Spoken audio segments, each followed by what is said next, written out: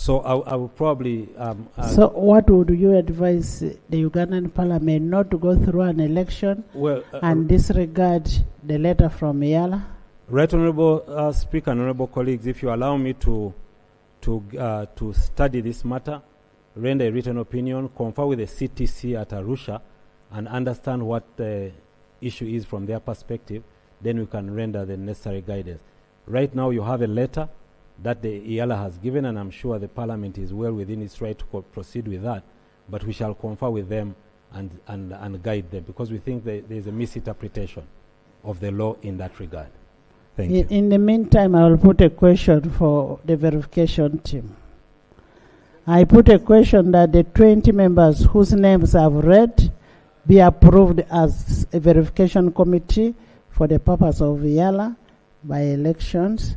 Those in favor say on the contrary, nay. The ayes have it.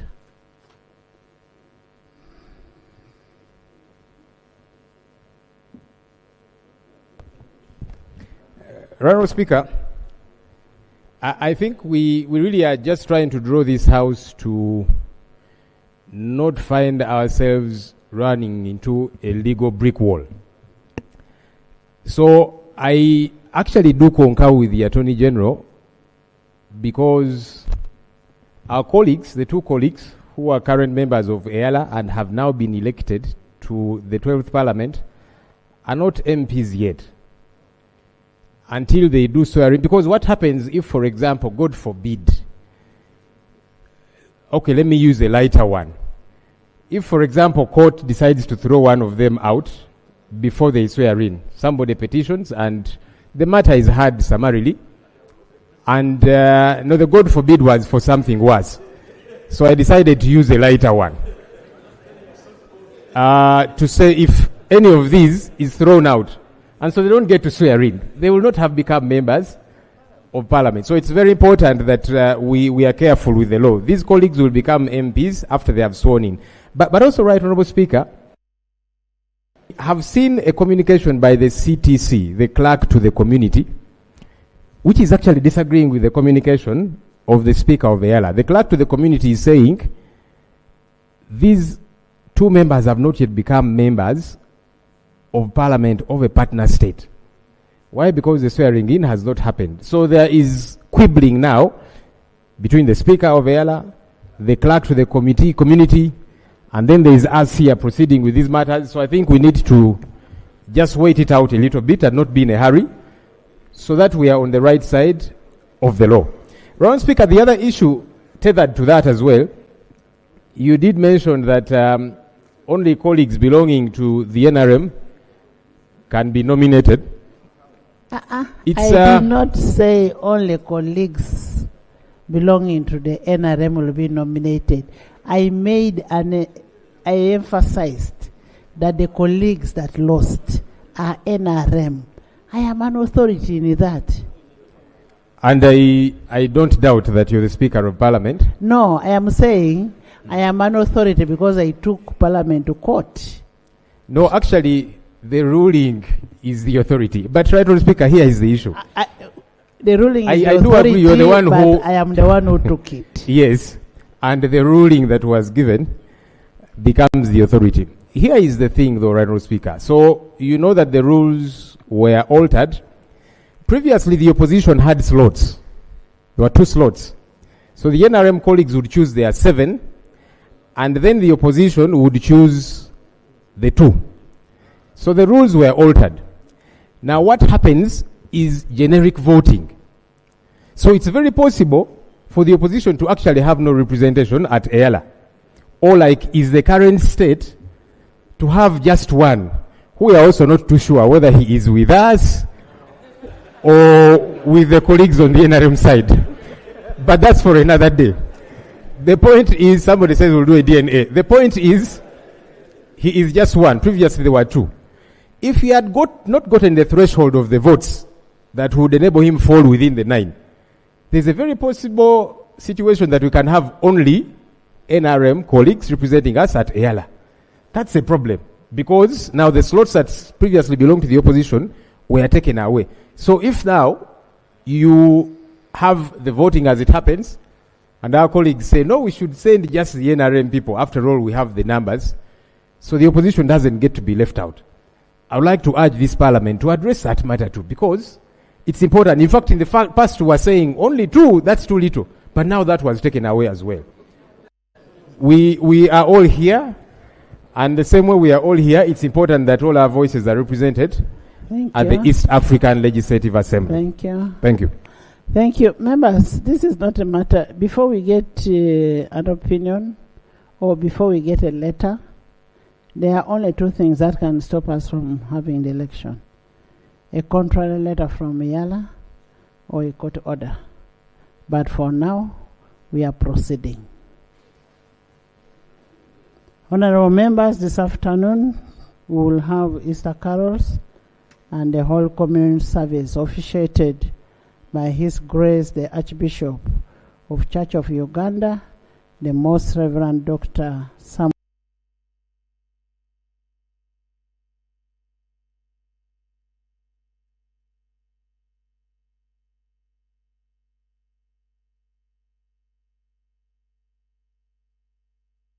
Kazimba Mugalo, and it will be in our main hall. Honourable members, the sectoral committees are currently scrutinizing the ministerial statements, and I want to urge you to do that and finish the work and report back on the day that has been stated. Once more, I welcome you and nice deliberations. Thank you. Yes. Thank you very much, Kira. Right Honorable Speaker. I thought, if you allow me to use the window of responding to your communication, there is an ongoing demolition under the name of trade order throughout the country. You may have seen images of women crying and young people. The National Planning Authority, Madam Speaker, puts the figure of the working population at 15.8 million. 13.3 are in the informal sector. With this good government that is giving people PDM, there's a procedure.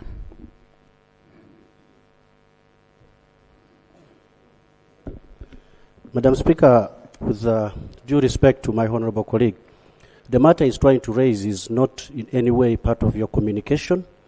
We are not in the matters of national importance. So I'm wondering under which procedure is he trying to sneak in the matter that he is raising now of traders. Thank you very much.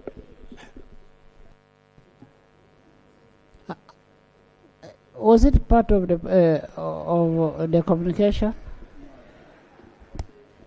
Madam Speaker, the rules are vast.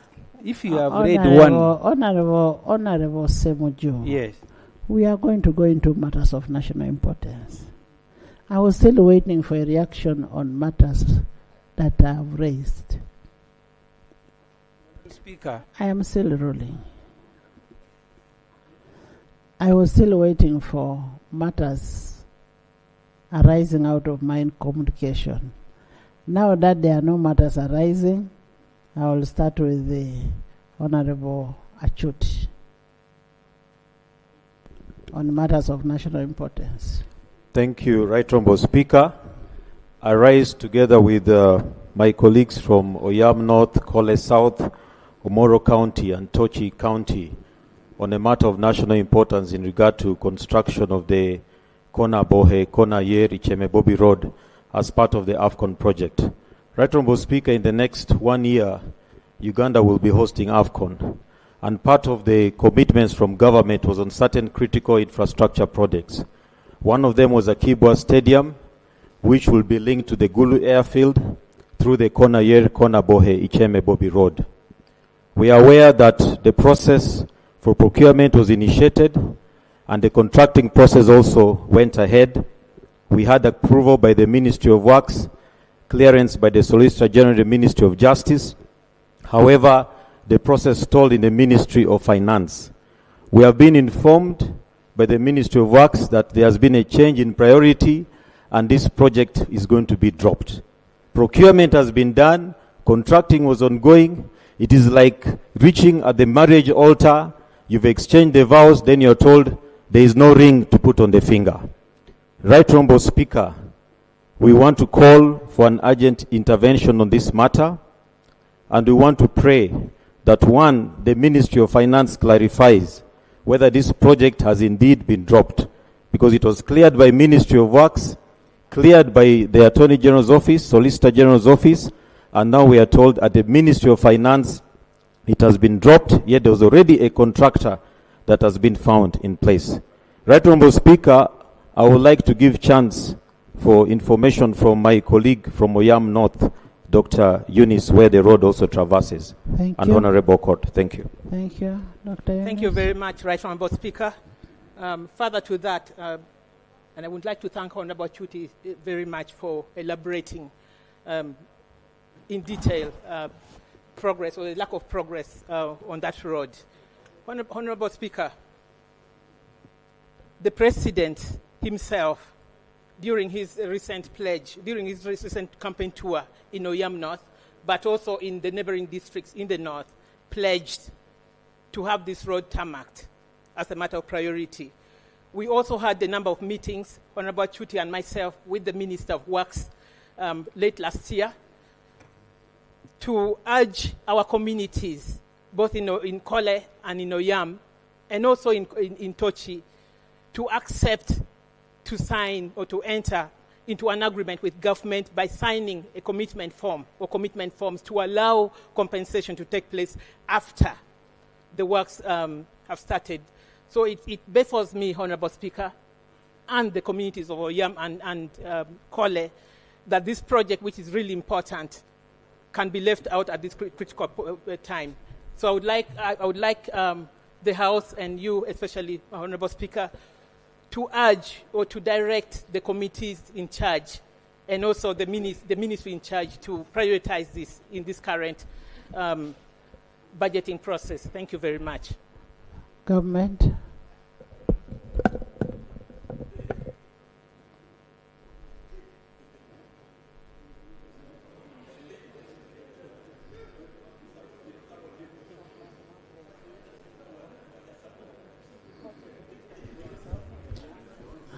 Right Honourable Speaker, since Honourable Opio alluded to the fact that the delays are being occasioned by the Ministry of Finance, Planning and Economic Development, and in the House we have Honourable Henry here, I would give that pass to him to tell us.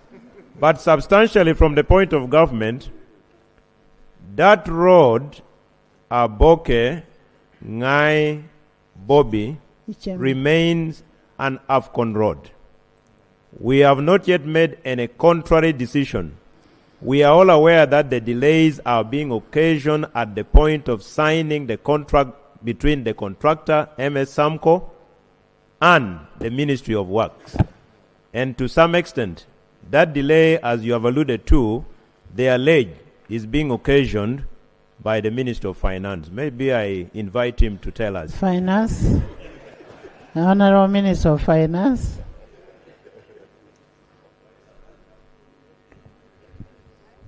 Thank you, Right Honourable Speaker. Right Honourable Speaker, let me check with my team to find out where the challenge is. Okay, and you report back in 10 minutes. Honourable Kimosho. Honourable Kimosho.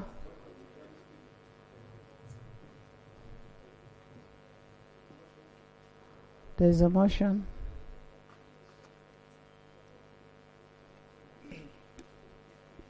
Madam Speaker, this motion is moved under Rule 64 relating to adjournment to allow discussion of a matter of public importance. And the matter, Madam Speaker, is the ongoing demolition under the name of Rule 64 is on withdrawal of motions. Honorable Kimosho.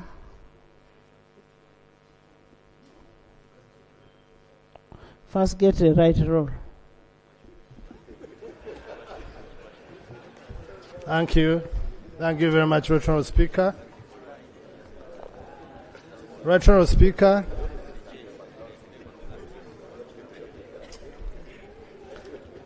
Right Honourable Speaker and Honourable colleagues, I rise on the matter of national importance about the overflooded illicit alcohol on the Ugandan market.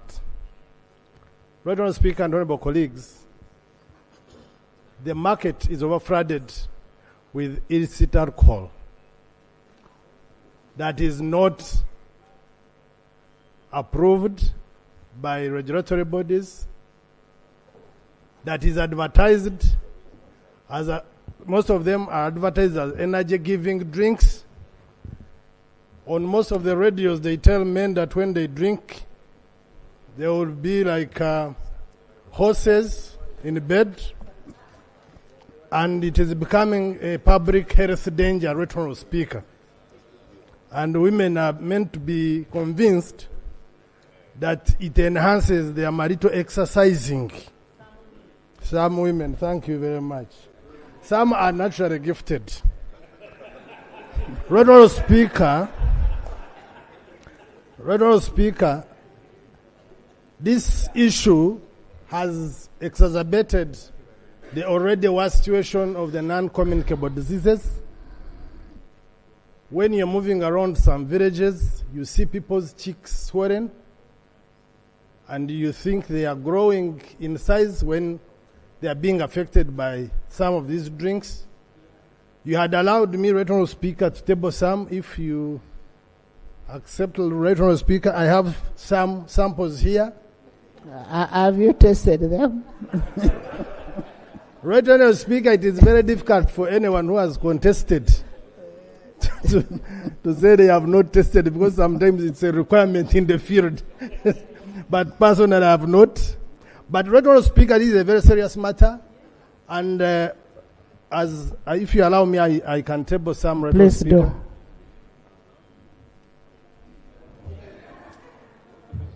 This is called kombucha. Honourable Reynolds knows. This is called officer. This is called Jaja. This is called Torero.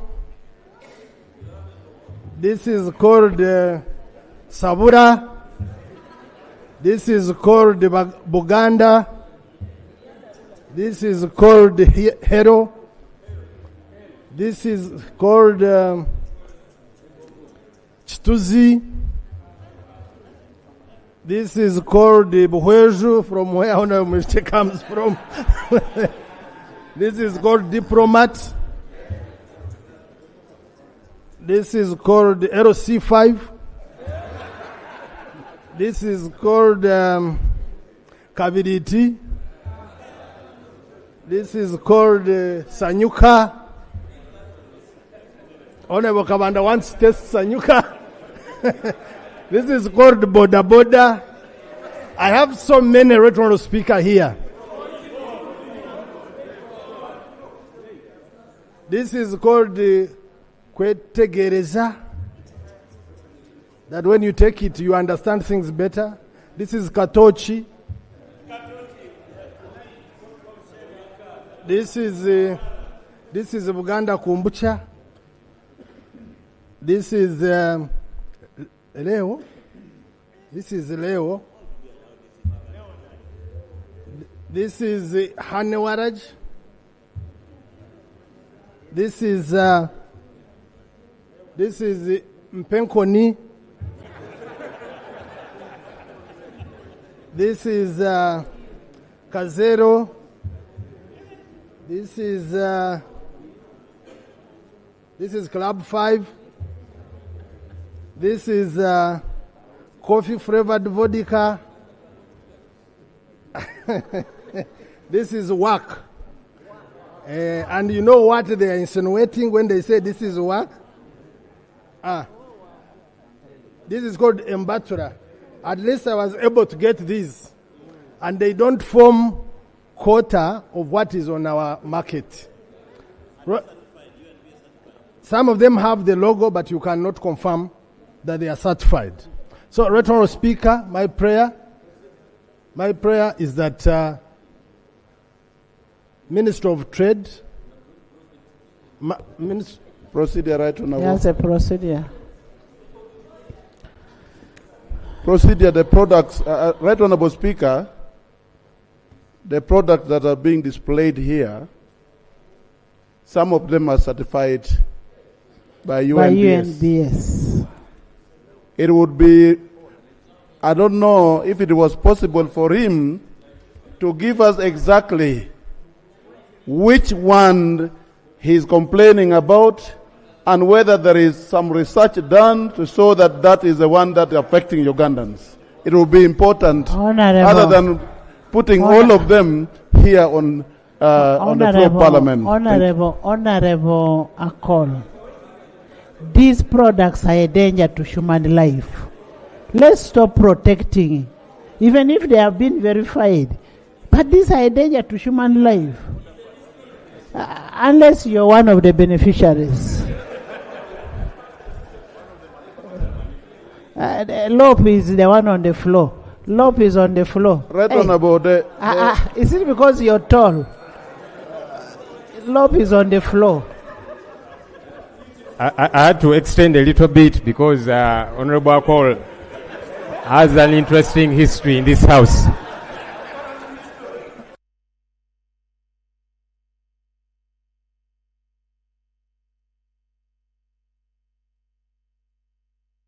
We need to find some kind of middle ground. This is a very important issue. Of course, we also have got to be careful not to be dragged to court if it is. I wish we could hear his prayer. He had a prayer. Maybe I can tie it in. He did not finish his prayer. Then you tie No in problem. your prayer.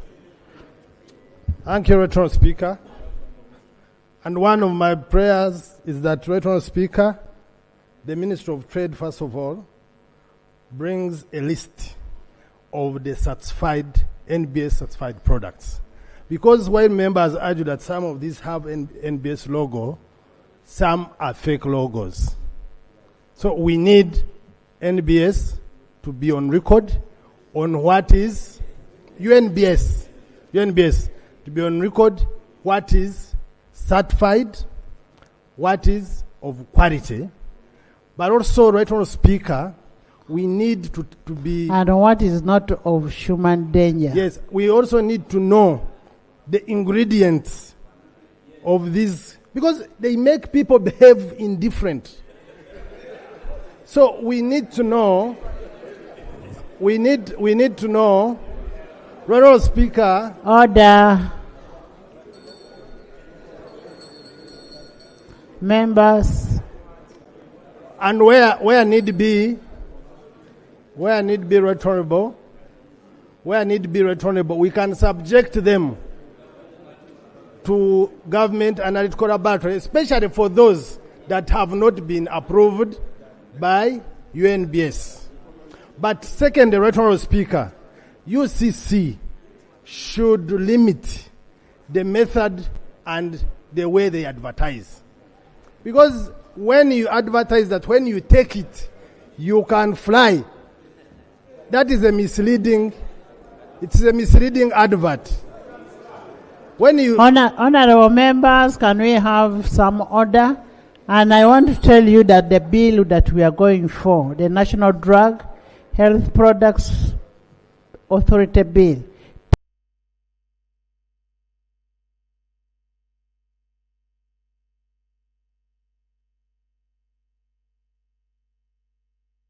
as health drinks. And for me, that is misleading. And indeed,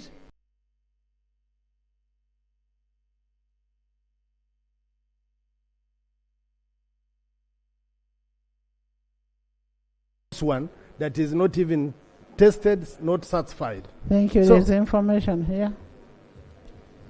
Thank you, Right Honorable Speaker, and I want to thank my colleague, Honorable Chimosho, for raising this matter.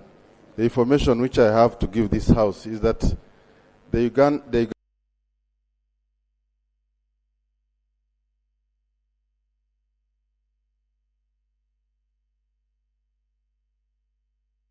40% is actually illicit alcohol, worth around 6 trillion. So this matter is not only a danger to health, but also it is costing government a lot of money in form of taxes. So it is a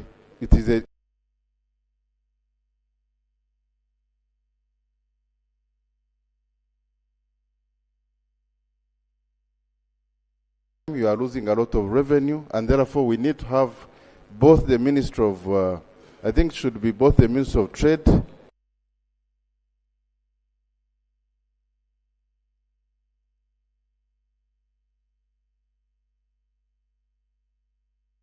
Okay. Law. Thank you very much, Right Honourable Speaker. I beg to rest my case and to Law. carry away my things.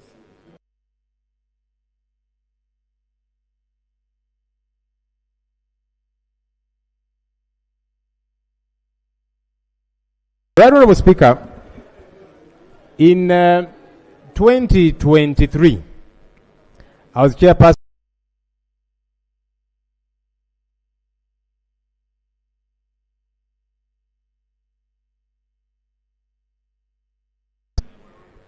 and we discovered massive corruption therein.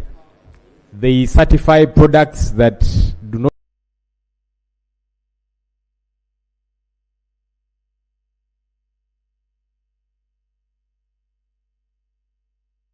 forms would be carried within that entity. I don't know what's happening therein. I just wanted to emphasize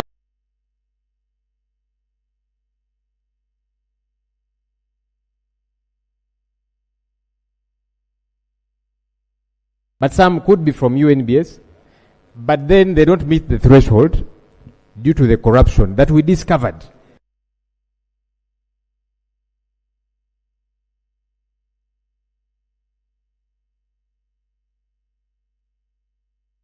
So that we don't lump them together with those that don't warrant being on the market. We need to charge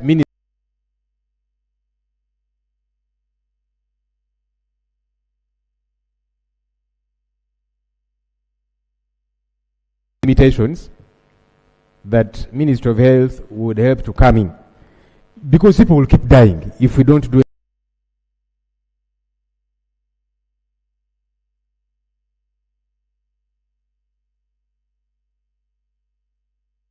And so they were in a bar somewhere, so they got blind, and they kept taking and said, even if you switch off the lights, we shall continue taking.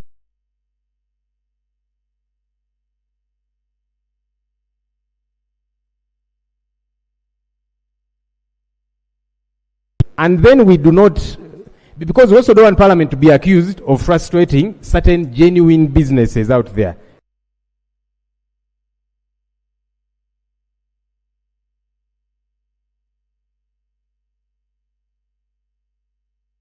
Happen in our local communities, the Shadow Minister for Local Government is requesting to give information. Thank you.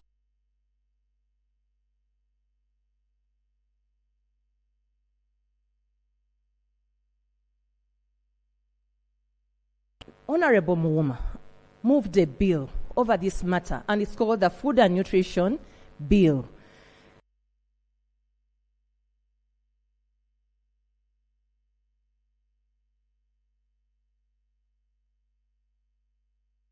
Gaps of the certifications. So we are praying, because we are being hindered by Ministry of Finance to offer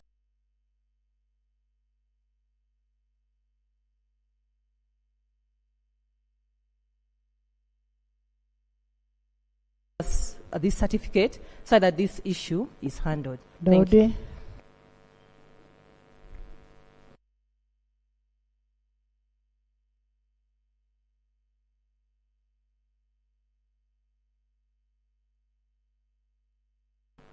Request the Ministry of Trade or the people responsible to also include these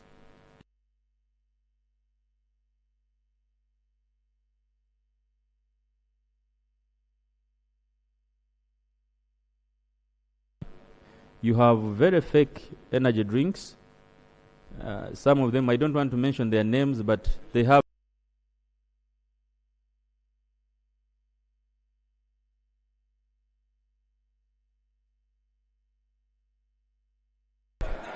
Right, Honorable Speaker, these energy drinks are very dangerous. I request that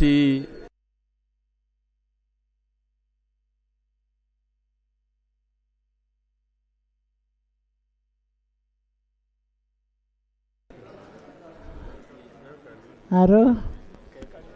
Thank you very much, Right Honorable Speaker. Let's be brief. We are.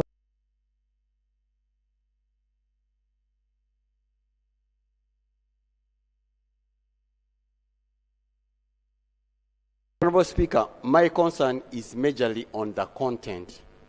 Most of those drinks have alcohol content.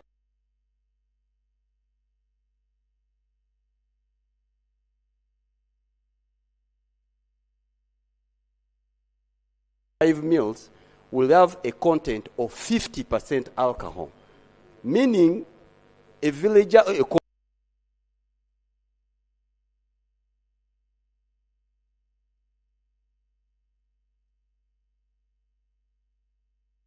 therefore call upon the Minister of Health to look into the content of the products being made.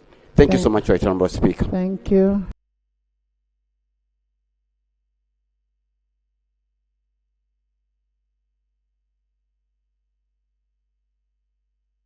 Is to protect its citizens.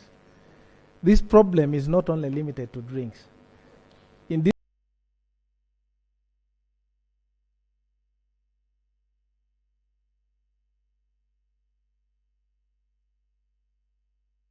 we do not have a comprehensive law on consumer protection. Almost each and everything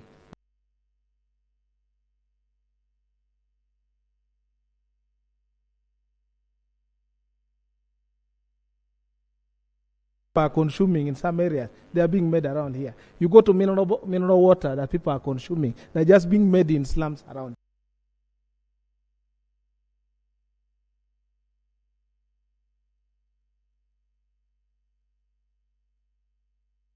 It's the lack of will on the side of government to protect its own citizens that gives them money that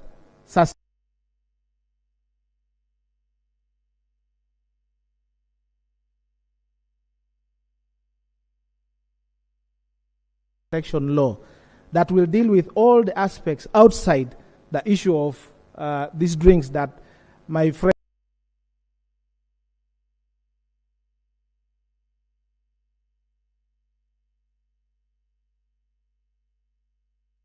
the Competition Act, which has that element of consumer 2024, but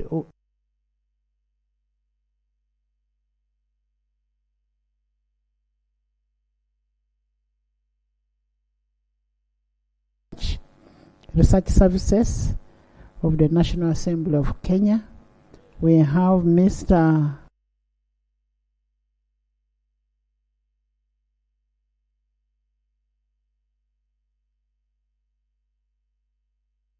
Research Officer. We have Mr. David Ngeno. Welcome. Thank you.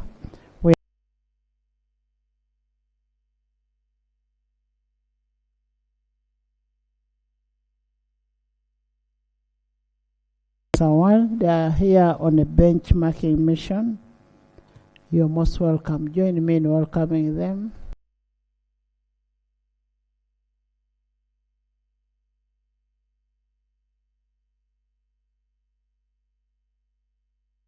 And Risk Management Services of the Parliament of Namibia. We have Mr. Evans.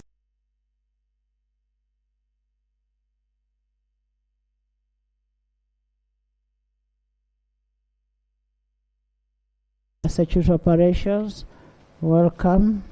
We have Mr. Onesimus.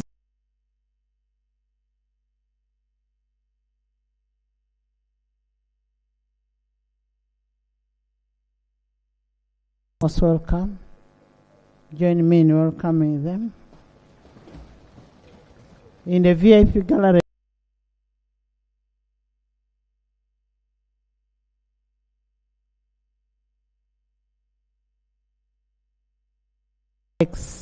Iruna from Bunya County, welcome. Honorable Amongin Jen Francis from Kaberimaido, you're most welcome. Honorable Arinaitre Geneva Nalongo from Rubirese, you're welcome. Honorable Musingusi Patrick from Kashari, welcome. Honorable Babanga Wilfred Erima from Terego, you're welcome. Honorable Nyeko Johnson from Lamo, you're welcome. Honorable Joyo Harriet from Obongi, you're welcome. Honorable Katusime Adrin from Shema, you're welcome. Honorable Ojit Peter from Pingire, you're welcome. Honorable Kataike Noel Matlida from Budaka, you're welcome. Honorable Tibiase Peace, you're welcome. Honorable Etilu Margaret from Amoria, Amero, yes, you're welcome. Honorable Gwal Joseph Jones from Dokolo, you're welcome. Honorable Kimba Emmanuel from Bukoto County West, welcome. Honorable Kibaju Charity, Mbarara City, welcome. Honorable Nabaduka Anet from Kivale, you're welcome. Honorable Chom Esther Lucy from Serere, welcome. Honorable Kasule Ismail ANT, you're welcome from Oima West. Honorable Twinamasco Onesimus OB, you're welcome. Honorable Ahebwa Wiliba from Nakaseke, welcome. Honorable Sewa Gude Robert, persons with a disability, welcome. Honorable Mulemia Ismail Sowedi from Busia, you're welcome. Join me in welcoming them. You're almost welcome. Honorable member, can we hear from the minister?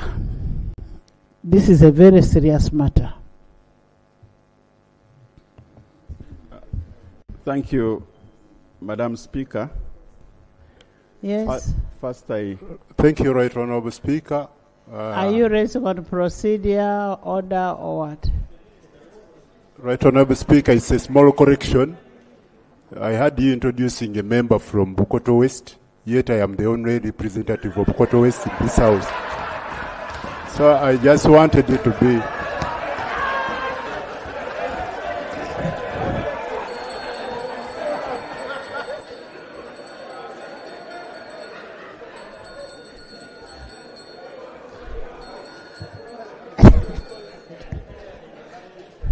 Okay, he's from Bukoto, Midwest.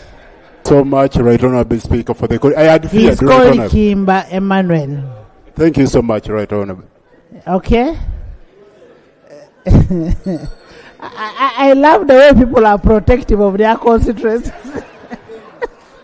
Okay, now we are protecting the gains. Honorable Minister.